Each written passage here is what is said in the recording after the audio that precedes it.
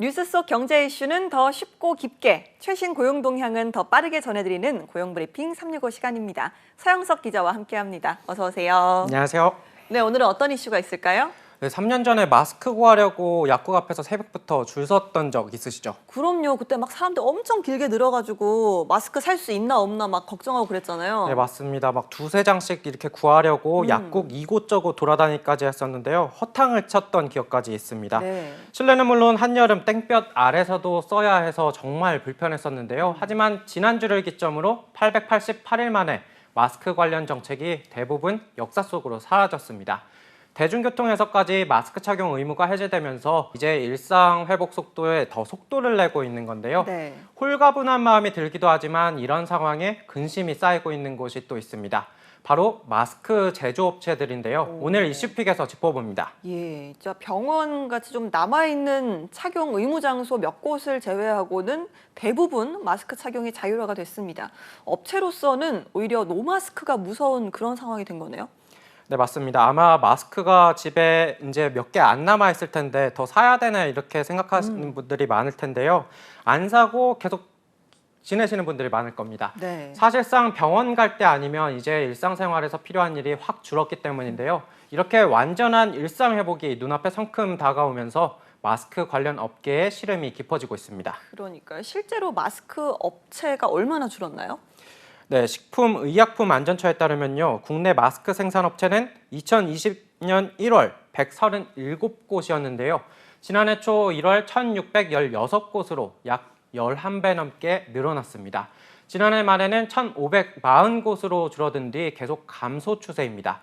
지난달에는 1466곳까지 줄었고요. 한국마스크산업협회에 따르면 실제 가동하는 업체는 400여 정도뿐이라고 밝혔습니다. 공장 문을 닫고 폐업 신고를 하지 않았는데도 많다는 얘기입니다. 예, 진짜 뭐 한때는 마스크 나눠주는 사람 거의 뭐 은인 취급하던 때도 있었는데요. 당시에 이제 이런 마스크 관련 업체가 정말 많이 생겨났죠.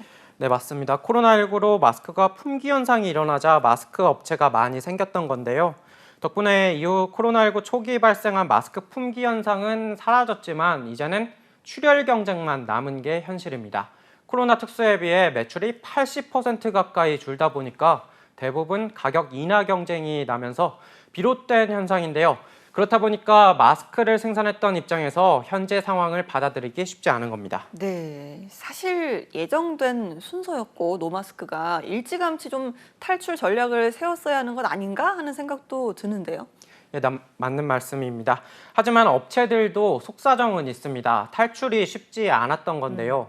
실내 마스크 해제가 일찍이 예상됐기 때문에 기계 처분이 어려웠던 겁니다. 네. 실제 한 업체의 경우를 보면 마스크 생산을 시작할 당시 기계 3대를 1억 5천만 원에서 2억 원 정도 수준에 매입했고 공장 대지를 빌리고 경력직 직원까지 채용하며 투자를 했는데 하지만 결과적으로 처분해야 하는 기계는 결국 제값을 못 받게 됐고 공장 대지도 직원 정리도 쉽지 않다는 겁니다. 그러네요. 당장 마스크 업체에서 한창 때 고용했던 직원들 일자리를 잃을 위기에 놓였네요. 네, 맞습니다. 마스크 생산업체의 위기는 이른바 고용 위기와도 연결돼 있습니다. 공장이 폐업 위기에 몰리고 있다 보니까 현장에서 일하는 근로자도 실직의 위기를 체감하고 있는 겁니다. 산업 전체가 위축돼 이직도 쉽지 않은 것이 현실입니다. 그렇군요. 사실 미세먼지 때문에 마스크를 쓰는 사람은 계속 있겠지만 뭐 과거와 같은 그런 성수기를 막기는 어려워 보이는데요. 업체들은 좀 어떤 대비책을 세우고 있을까요? 네, 큰 공장 같은 경우는 약간 상황이 다른 것 같은데요. 자동차, 에어컨 필터 등 다른 제품을 생산하면 되지만 대부분 마스크 업체가 소규모 업체들이기 때문에 문제입니다. 그 업체들은 마스크 아니면 문을 닫을 수밖에 없는 상황이기 때문입니다. 야, 진짜 소규모 업체들 같은 경우 너무 막막한 상황입니다. 어떤 대책들이 필요할까요? 네, 업계에서는요, 코로나19 초기 정부가 마스크 생산을 독려한 만큼 일정 부분 책임을 지고 지원 대책을 마련해야 한다는 목소리가 나오고 있는데요. 마스크 업체들은 공장이 멈추면 그 주변 상권도 맞물려 침체하기 때문에 정부가 대책을 마련해야 한다고 보는 건데 또 한쪽에서는 해외 마스크 수요가 꾸준한 만큼 새로운 방안을 마련할 시점이라고 조언하고 있습니다. 예. 그런데 이제 한편으로는 코로나19 초기에 이런 마스크 대란이 일었던 것처럼 또 다른 감염병을 대비해서 이런 마스크 업체가 생존하는 것도 중요한 문제인 것처럼 보이는데요. 네, 맞습니다. 코로나19를 이을 제2의 호흡기 감염병이 터질 가능성이 없다고 단언하기는 힘든 그러니까요. 상황입니다. 그런 만큼 코로나19 초기와 같은 마스크 대란 사태를 겪지 않으려면 마스크 산업 규모를 일정 수준 유지해야 할 필요가 있는데요. 그러려면 마스크 기업들이 수출 등 활로를 열 수 있어야 하는데 중소기업들이 처음 해외 인증을 받을 때 또 인증을 갱신할 때 비용을 부담하기 어려울 수 있는 만큼 정부가 일부 부담을 지원한다면 장기적인 관점에서 서로 큰 도움이 될 것이라는 주장도 나옵니다. 알겠습니다. 자, 한 컷 이슈 어떤 소식 준비하셨을까요? 네, 지난 몇 년 동안 코로나19 터널을 지나오면서 우리 손에 들린 건 마스크 말고 또 있습니다. 마스크를 포장하고 있던 비닐 등 일회용 플라스틱 용기인데요.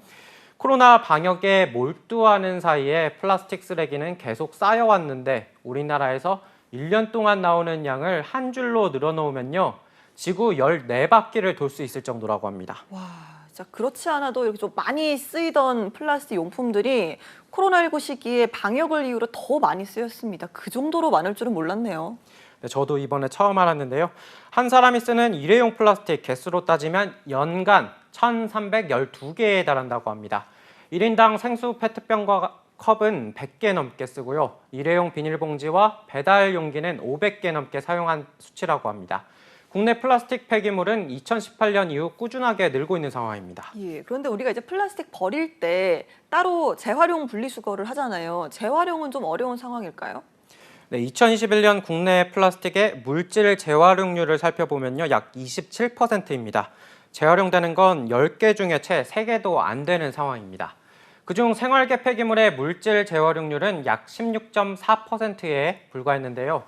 또 생활계 플라스틱 폐기물 70% 이상은 단순 소각하거나 에너지 회수 고형 연료 형태로 처리하면서 온실가스를 대기 환경으로 대량 배출하고 있는 것으로 나타났습니다. 예, 일회용 플라스틱 사용과 재활용을 이대로 진행을 한다면 언젠가 재앙으로 돌아올 것이 뻔한데 대책이 좀 필요한 거 아닐까요? 네, 맞습니다. 한국은 EU, 캐나다 등 다른 나라들과 달리 일회용 플라스틱에 대한 법적 정의가 따로 없고 일회용품 안에서 포괄적으로 규제하고 있는데요. 그래서 일회용 플라스틱의 구체적인 감축 전략과 규제를 시행하는 데 어려움이 큰 상황입니다. 이런 문제를 해결하기 위해서는 앞으로 정부 차원의 더욱 강화된 생산과 사용, 재활용 등 법적 규제 강화가 필요한 시점입니다. 네. 자, 마스크 해제가 속속 이어지면서 업체들은 위기에 놓인 상황인데요. 위드 코로나 시대, 마스크 업체들이 발상 전환으로 출구 전략을 짜고 정부에서도 전폭적인 지원이 이루어진다면 새로운 기회를 찾을 수 있지 않을까요? 오늘도 서영석 기자와 함께했습니다. 고맙습니다. 고맙습니다. 네, 지금까지 고용브리핑 365였습니다.